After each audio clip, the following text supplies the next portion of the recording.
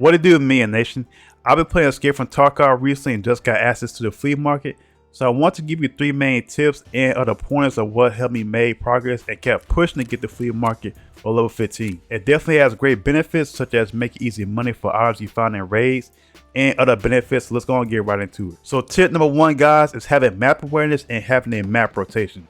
From my experience so far, this is most important because you need to know where all the extractions are, where can players spawn at, and what are low, mid, and high traffic areas, along with what areas to look for loot. So knowing where players can come from helps with anticipation of encountering another player or a PNC, and also scavs. Now for me, other than customs for quests, set yourself a 3-map rotation for quests and loot runs.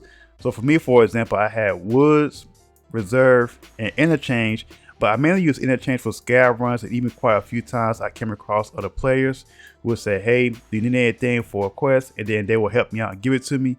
So that also helps with you getting items for quests for the early quests. Woods, because it's not a heavy PvP map, and you have quite a bit of early quests for Jaeger on that map and reserve. But I mainly went into reserve with a rig with a lot of pockets, or use it for scav runs to get the items I needed for quests. Now the reason why, for PNC runs, I went in with a rig because you can use the sewer manhole extraction shown here on the screen. And also, the scav extracts are very close to each other once you spawn in. So that's why I'm very a fan of using reserve for scav runs, and also woods too, because they're not heavily contested PvP areas, as long as you stay out the bunker on reserve. So woods, interchange, and reserve were my main 3-map rotation, or set yourself a 2-map rotation, outside of customs, of course.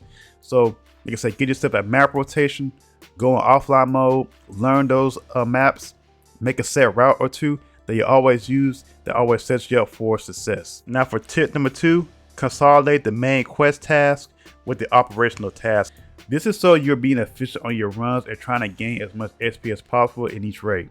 Say if you had to do a quest on woods for Jaeger and have an operational task to extract on woods, that's a 2-for-1 special. Now some quests can be a pain in the behind, like the check-in quest on custom, because you have to go into dorms and then go to another high traffic area to complete it. But some quests you don't have to do it all at once, guys. So let's say you get that machinery key for checking, or you get that gas analyzer or whatever. Put that item in your container so you don't lose it if you die, and take that as a win even if you happen to die on your way to the extraction. But to get back to the main point, knock out as many tasks as you can. Consolidate the main quest tasks and the operational tasks, so you're being more efficient on your runs and also gaining XP at the same time. And lastly, tip number 3, use Factory as a warm-up in offline mode. Set the AI difficulty level to easy and set the AI amount to high, and practice using guns that you have to use or guns that you like to use and have access to. This helped me with understanding the fighting mechanics in Escape from Tarkov, how to heal, when to heal, and to better prepare yourself on your PNC runs if you encounter another player or just knowing how to deal with scavs. It builds more confidence going into a session. It removes that fear you may have of dying, and it took me about 100 raids to get to a flea market.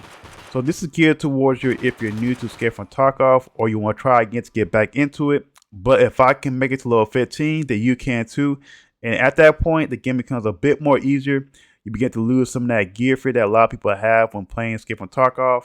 And also, I'll leave a link to the maps that I mentioned in the video below, along with links to the quest guide and an ammo chart that shows the damage effect and how strong each ammo is against different armor tiers. So if you want to see more Escape from Tarkov videos, leave a like on the way out the door. Subscribe if you love it. I'll talk to you later, me and Nation. Peace.